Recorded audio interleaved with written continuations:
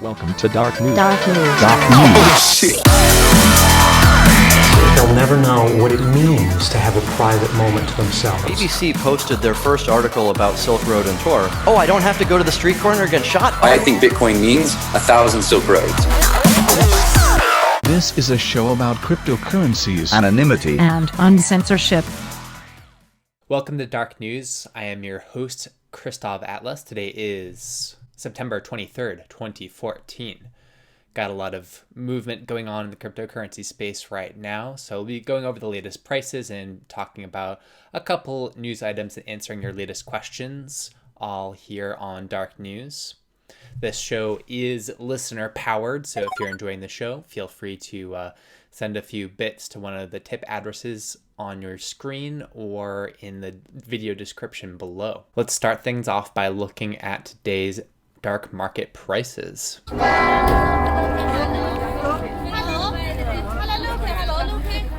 These are the dark market prices for September 23rd. So we've reformatted the price chart for the show. Everything is denominated in dollars from now on, so it should all be quite clear and easy to follow. Precious metals and cryptocurrencies today have sunk to $6.96 trillion. That's down from $7.05 trillion last week, about a 1% decline. For cryptocurrencies in particular, the total market cap lost about 7%. Silver is down about 5% and gold down about 1% in the last week. Bitcoin down about 8% overall, although quickly rising on news of PayPal accepting Bitcoin. Darkcoin up about 10% in the last week, from $3.13 per Darkcoin to $3.45. And it's still up about 300% since we first started watching it on the show, still sitting at number 8 in those cryptocurrency market cap rankings. Monero and Bytecoin both on the move. Monero has been getting some negative news that we'll get into in just a moment. Down about 25% in the last week. You can now buy one XMR with $1.41, and it's sitting at number 13 in those rankings. BitcoinDark up just a little bit this past week, 3%, sitting at number 11 and holding its position pretty well at that number 11, number 12 level in the rankings. XCurrency, on the other hand, down in the last week, sank from 76 cents per XCurrency unit to 61 cents and sitting at number 17. Now, we said that Monero was down in the last week, but Bytecoin was actually up a little bit in the last week, up about 38%, rebounding from a down week the preceding week, and sitting at number 19. Cloakcoin down dramatically in the last week, down 42%, sitting at number 75. And Anoncoin also having a bit of a down week after a pretty precipitous rise the previous week. Now 66 cents per Anoncoin and down about 12% in the last week, sitting at number 45. And rounding out the cryptocurrencies, Dogecoin up 47% in the last week, sitting at number 127.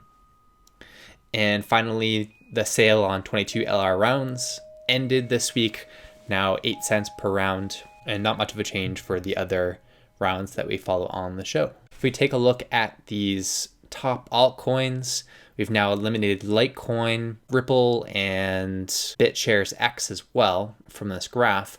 But if we look at all the other top altcoins, Next, still sitting on top. I think what we're seeing in general is that when Bitcoin is slowly receding, not moving upward very much, there doesn't tend to be much mobility between the altcoins. They tend to just move mostly laterally and either up or down together for the most part. If we zoom in and look at the logarithmic view of the graph, we can see Next down just a little bit, Dogecoin up a tiny bit, and really the only two cryptocurrencies that have moved significantly in this past week. We have Monero moving down on some of this negative news, and Stellar jumping up from behind the scenes. So earlier in the week, we had a viewer ask a question about Bytecoin BCN. So keep in mind there is another Bytecoin. I believe the ticker symbol is BTE. So don't get those two confused. But Bytecoin BCN is the CryptoNote currency. It's the first CryptoNote currency. CryptoNote being this privacy privacy-centric cryptocurrency technology that was developed a year or two ago. And Monero is another CryptoNote-based currency developed by some developers that were not happy with the way that Bytecoin was going and decided to branch off from it. So the viewer wanted to know, what are my opinions on Bytecoin? This has been part of the drama surrounding these CryptoNote currencies recently.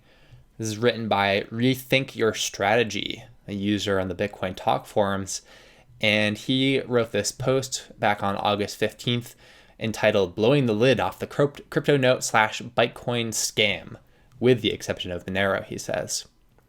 So he's talking about some of the details surrounding the launch of Bytecoin, talking about how many of the authors cited as people that contributed to the launch of Bytecoin and the design of CryptoNote were unknown people, and it wasn't made clear that these were necessarily pseudonyms and therefore would not have been previously seen. And then it goes into some strange facts surrounding the white papers that were released for CryptoNote. So the main author is an obvious pseudonym, a person that goes by the name Nicholas van Saberhagen, which is kind of similar to Satoshi Nakamoto.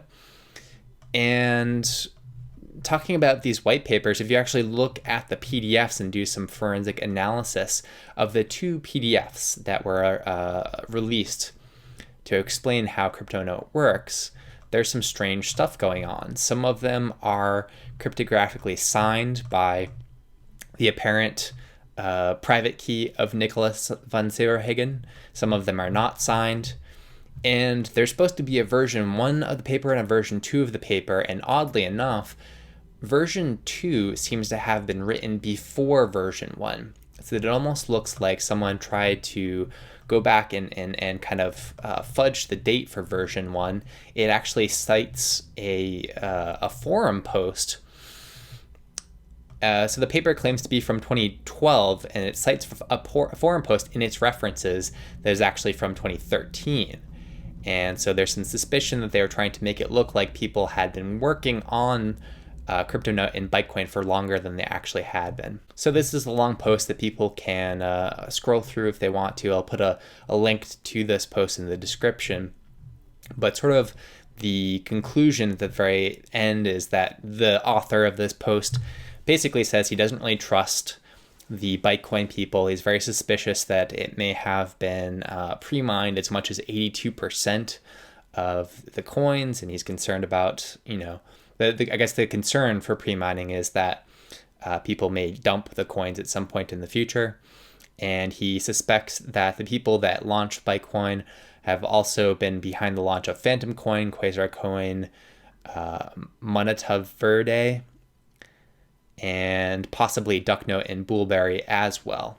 And really, he says the only CryptoNote coin that he really trusts at all right now is Monero. So if you're interested in those coins at all, I would definitely recommend taking a look at this post and just keeping it in mind. Now, another piece of news that came up around Monero recently was that there have been some threats of vulnerability exploits for Monero. So there have been a couple of people that have claimed they have identified exploits in Monero. They've claimed they were coin killer kind of exploits, very serious exploits that would challenge the network in some very significant way. And there were threats to actually launch these attacks. It doesn't seem as if anyone has actually followed through on any of those threats so far, but we'll definitely be keeping an eye on the status of this story. And there's been some very good coverage of that. I'll link to a post that has been covering this story on Monero and these threats, and you can check those out as well. Last question for today for Dark News. A tweet from Austin8Y5. He said, "I love your book. That's Anonymous Bitcoin, a book that I started writing last summer and published earlier this year. You can find it at anonymousbitcoinbook.com.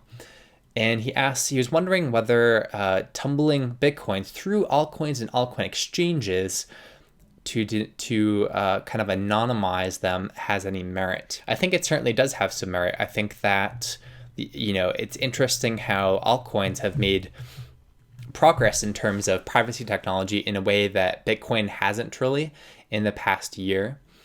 And so I think that they are coming up with some very interesting strategies and technologies and protocols for mixing coins. And so the idea would be that even if you wanted to just stay in Bitcoin most of the time and not strictly use these other coins, you could still trade your Bitcoins for these other coins and kind of swap back and forth and use them as a kind of mixing service. Now, keep in mind that in order to do this, ideally what you would have is a decentralized peer-to-peer exchange, because each time that you buy the coin, sell the coins, someone's going to have a record of that. If it's a centralized exchange that keeps those records, then the people that would want to get access to your information, that want to de-anonymize your Bitcoins, that want to trace them around the blockchain, that makes that exchange a attractive target for them for hacks. They want to get in there, get those records. Whereas if we have a strictly decentralized peer-to-peer based exchange, then only each purchasing and selling party is going to have a record of each transaction, and that's sort of the best case outcome. I'm not aware of any exchanges that are really ready for use right now to exchange between Bitcoin and these other cryptocurrencies in a peer-to-peer fashion. So just keep in mind that when you're exchanging between the coins, if you're sort of jumping from blockchain to blockchain in order to use their privacy technology, there are going to be some records left in the exchanges that you're using. And on top of that, it may be possible for an attacker to try and trace between those blockchains. So for example, if you have one Bitcoin that you want to mix and one Bitcoin is selling for two whatever coins at the time, and an attacker knows that you're trying to dump your coin, mix it on exchange, what they're going to do is they're going to be looking for, if they knew it happened in a certain window of time, for example, they'll be looking for a Bitcoin transaction, sending one Bitcoin to another address that would be the exchange. And then they'll look on the whatever coin blockchain for a transaction that will come out to about two whatever coins. So they'll be looking for that exchange rate from where your coin, gets converted in the exchange from Bitcoin to whatever coin. So that will do it for today for Dark News. Thank you so very much for watching. We'll be keeping a close eye on the Bitcoin price, following this PayPal news, of course, and all the other cryptocurrencies that we track on the show. If you have any stories that you'd like to see followed on the show, if you have any questions that you'd like to have answered, the best way to do that is to send them in through Twitter. You can send a tweet to @DarkNewsShow on Twitter, or using the hashtag #DarkNews on Twitter as well. And that will do it for this week. Thank you very much for watching, and until next week, have a very dark week.